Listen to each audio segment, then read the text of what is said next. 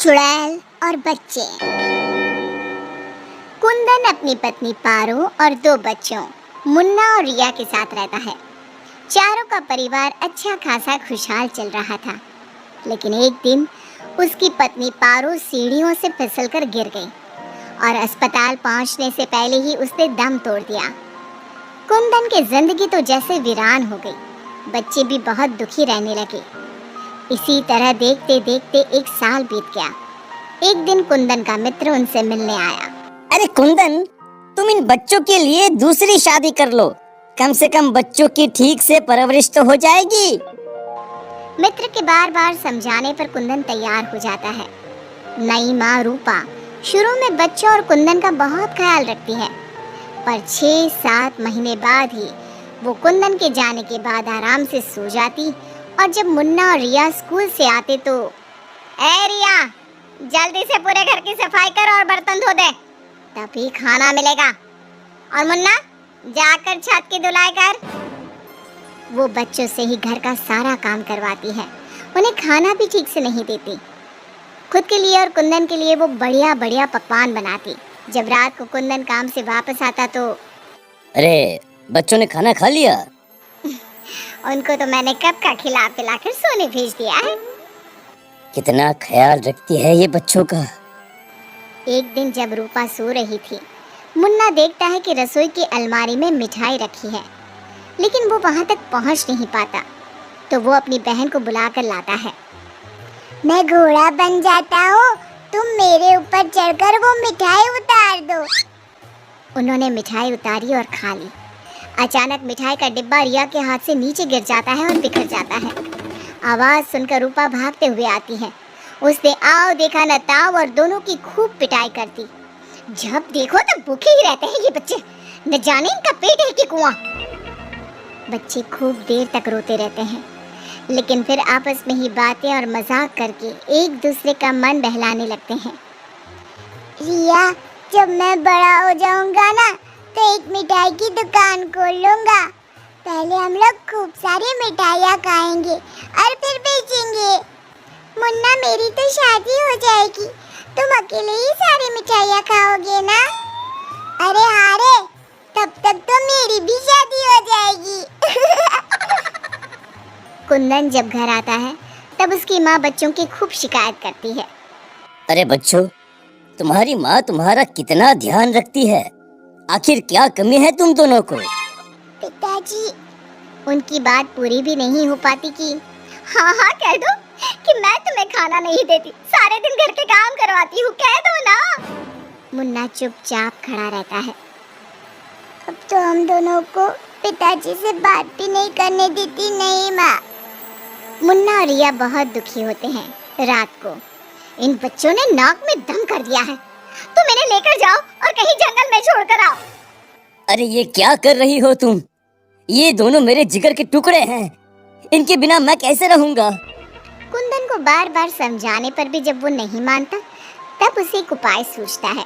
कुछ दिनों तक वो बच्चों के साथ खूब अच्छे व्यवहार का नाटक करती है। बच्चे खूब खुश रहते हैं। एक दिन, सुनो, जल्दी से नाश्ता लगाओ, मुझे 2 दिन के लिए शहर जाना है। रूपा बहुत खुश होती है। वो सोचती है कि ये तो बच्चों को जंगल में छोड़कर आने से रहा, मैं ही इन्हें छोड़ आती हूँ कुंदन के जाने के बाद। बच्चे चलो, आज हम तुम्हारी नानी के घर चलते हैं। बहुत देर तक चलते चलते जब वो सब घने जंगल में पहुंच जाते हैं तब, माँ, इधर कहाँ नानी का घर है? लगता है हम रास्ता भूल गए हैं।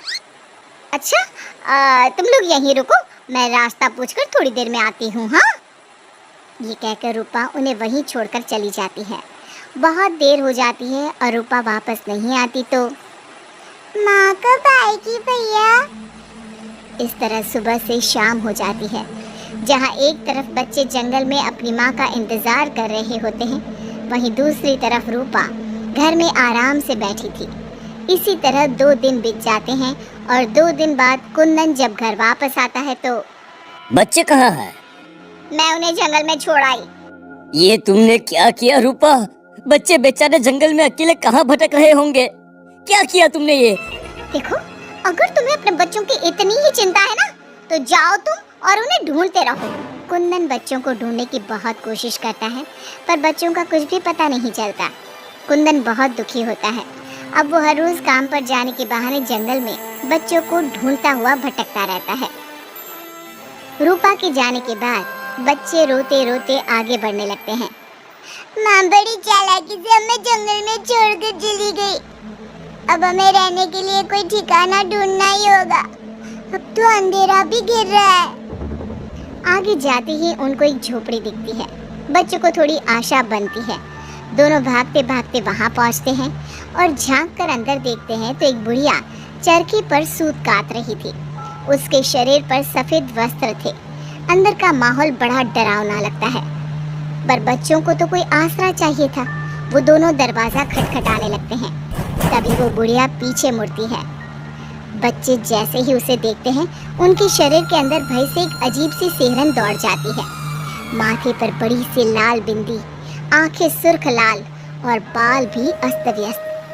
जैसे ही उसकी नजर मुन्ना और रिया पर पड़ती है, उसके चेहरे की रौनक बढ़ जाती है। वो बड़ी प्रसन्न होकर कहती है, आओ बच्चे, मैं तुम्हारी दादी जैसी ही तो हूँ, आजा। बच्चों को प्यार से वो घर के अंदर बुलाती है। बच्चों के लिए खूब सारी मिठाइयाँ, फल और बिस्किट ले आती है। बच्चे तो पहले से ही भूखे थे। वे खाना देखकर उस पर टूट पड़ते हैं। उनका सारा डर भी दूर हो जाता है। वो खाने के बाद तुरंत ही सो जाते हैं। जब सुबह उठते हैं तो बच्चे, हम घर के पीछे वाले बगीचे में चलते हैं। वहाँ बहुत सुंदर फूलों का बगीचा था। मुन्ना और रिया वहीं खेलने लगते हैं। बुढ़िया अंदर चली जाती है। तब तक मुन्ना की नज़र एक गिलहरी पर पड़ती है जो एक कोने में दुबकी हुई थी। मुन्ना उसे प्यार से अपने हाथ में उठा लेता है। तभी गिलहरी इंसानों की आवाज़ में बोलती है, बच्चों, तुम लोग यहाँ से भाग जाओ। ये बुढ़िया एक खतरनाक चुड़ैल है। तुम्हें खिला पिला कर पहले मोटा करेगी, फिर पिंजरे में डाल देगी। सभी बच्चों को ये जादुई छड़ी से पशु पक्षी बनाकर बगीचे में रख देती है। एक एक करके अपनी जादू की छड़ी से सबको बेहोश कर देती है और कढ़ाई में तेल गरम करके पकोड़े बनाकर खा जाती है। इसके पास एक आदम कद का पिंजरा है। ये खुद उसकी सफाई करती है। ये कहकर गिलहरी जमीन पर कूद जाती है। जब दोनों घर में जाते हैं तो देखते हैं कि बुढ़िया पिंजरे की सफाई कर रही थी और उसके मुंह पर खून लगा था। बच्चों को देखते ही अपना मुंह पोंछने लगती है वो। रिया चारों तरफ जादू की छड़ी ढूंढने के लिए नजर दौड़ाने लगती है। अचानक उसे जादू की छड़ी दिखाई देती है और वो दोनों लपटकर वो छड़ी उठा लेते हैं। जादुई छड़ी, पिंजरा बंद कर दो। पिंजरा बंद हो जाता है। पिंजरा बंद होते ही वो बुढ़िया एक खतरनाक चुड़ैल बन जाती है और चीखने लगती है। दादी, आज तुम भी पिंजरे में बंद होने का मजा उठा लो ना। दोनों हंसते हैं। दादी दादी, यही वो जादुई छड़ी है ना जिससे तुम सब बच्चों को चूहा, बिल्ली और गिलहरी बनाती हो? बोलो, तुमको क्या बनना है? मुझे बाहर निकाल, वरना मैं तेरा खून पी जाऊंगी। छड़ी मेरे हवाले कर दे। दादी, पिंजरे में कुछ खाने को दो। ये लो, तब तक आम की गुठलियां चूसो। इनमें अभी भी बहुत रस बचा है। दोनों आम की ढेर सारी गुठलियां पिंजरे में फेंक देते हैं। एक बार मैं बाहर आ जाऊं ना, तुम दोनों के पकोड़े बनाकर चबा जाऊंगी। काली कलकत्ते वाली, तेरा वचन न जाए खाली। जादुई छड़ी, इस चुड़ैल को मछली बना दो। जादुई छड़ी, एक बड़े से कढ़ाई में तेल गरम कर दो। जादुई छड़ी चुड़ैल को मछली बना देती है। दोनों उसे उठाकर एक बाल्टी में डाल देते हैं। कढ़ाई में तेल गरम हो रहा होता है। मुन्ना और रिया दौड़कर बगीचे में जाते हैं। वहाँ बहुत सारे जानवर और पक्षी होते हैं। जादुई छड़ी, इन सारे लोगों को इनके असली रूप में बदल दो। तभी सारे जानवर और पक्षी बच्चों में बदल जाते हैं।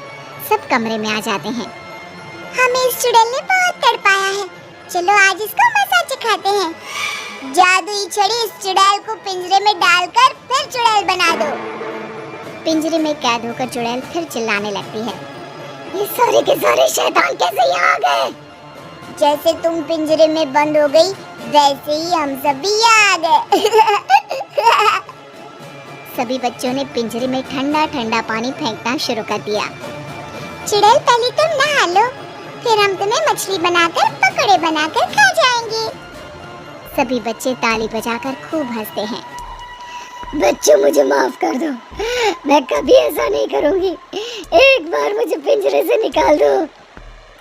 दोस्तों, क्या हमें इस चुड़ैल की चिकनी चुपड़ी बातों में आना चाहिए? नहीं, बिल्कुल नहीं, नहीं, बिल्कुल नहीं। मुन्ना जोर से छड़ी फटकारता है। जादुई छड़ी, इस चुड़ैल को मछली बनाकर कढ़ाई में डाल दो। मछली की कढ़ाई में गिरते ही बहुत तेज आवाज होती है, जैसे कहीं बिजली चमकी हो। सभी बच्चे डरकर एक दूसरे से चिपक जाते हैं। मछली का आकार बहुत बड़ी सी चुड़ैल का हो जाता है। वो बार बार कढ़ाई से निकलने की कोशिश करती है। सभी बच्चे मिलकर उसे फिर कढ़ाई में ढकेल देते हैं। अंत में वो गरम तेल में जलकर मर जाती है। सब बच्चे खुश होकर तालियां बजाने लगते हैं। मुन्ना जादू की छड़ी की सहायता से सभी बच्चों के साथ शहर आ जाता है।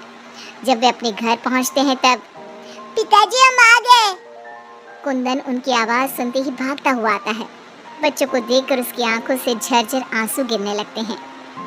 पिताजी आप रोइए मत, अब हमारे दुख के दिन खत्म हो गए हैं। मुन्ना कुंदन को सारी बात बताता है। जादुई छड़ी पाकर उनके सारे कष्ट खत्म हो जाते हैं। अब तो नई माँ भी उनको प्यार करने लगती है।